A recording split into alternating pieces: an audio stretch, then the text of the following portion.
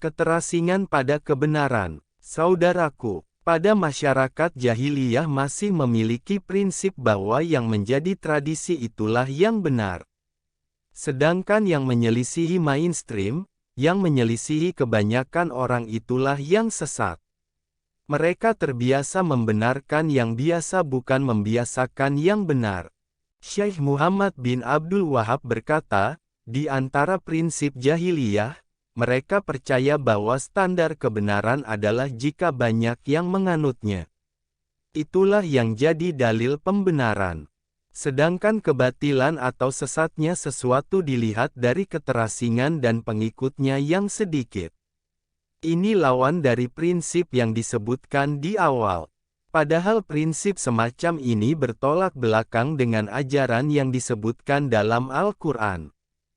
Syarh Masailil Jahiliyah, Halaman 38. Padahal Allah Azza wa Jalla menegaskan bahwa yang sesat justru yang banyak. Dan jika kamu menuruti kebanyakan orang-orang yang di muka bumi ini, niscaya mereka akan menyesatkanmu dari jalan Allah.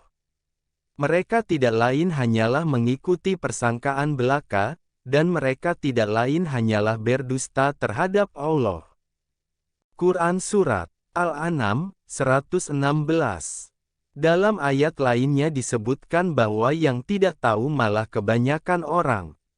Tetapi kebanyakan manusia tidak mengetahui. Quran Surat Al-A'raf 187. Malah kebanyakan orang adalah fasik.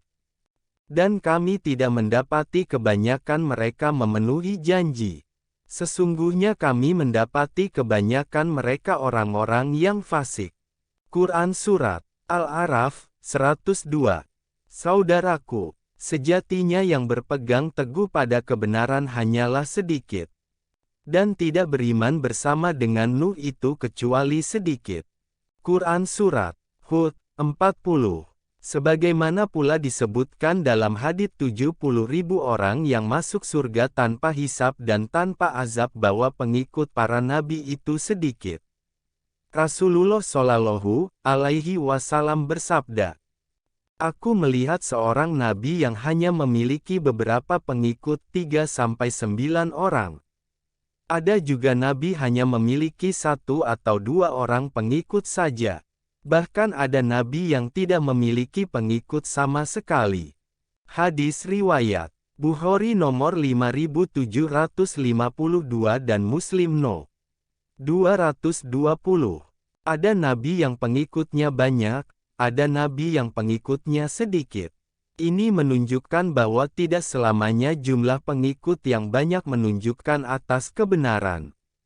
Yang jadi patokan kebenaran bukanlah jumlah, namun dilihat dari pedoman mengikuti Al-Quran dan hadits, siapapun dia dan dimanapun dia berada.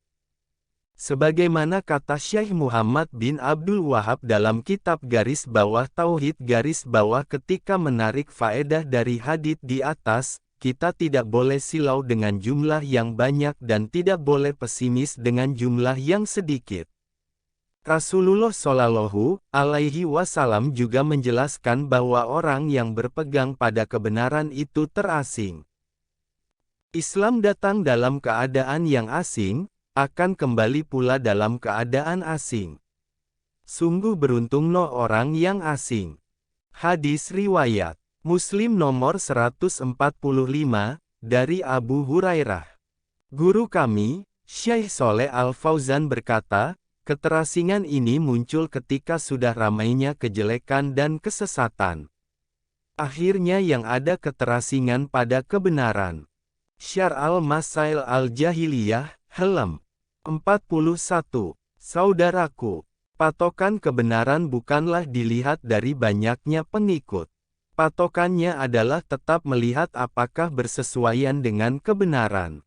Kalau memang standar banyak yang dijadi patokan kebenaran, itu baik. Namun mayoritas yang banyak itu merujuk pada kebatilan. Allah Azza wa Jalla berfirman, "Dan sebahagian besar manusia tidak akan beriman, walaupun kamu sangat menginginkannya." Quran Surat Yusuf 103. Dan jika kamu menuruti kebanyakan orang-orang yang di muka bumi ini, niscaya mereka akan menyesatkanmu dari jalan Allah. Quran Surat Al-An'am, 116.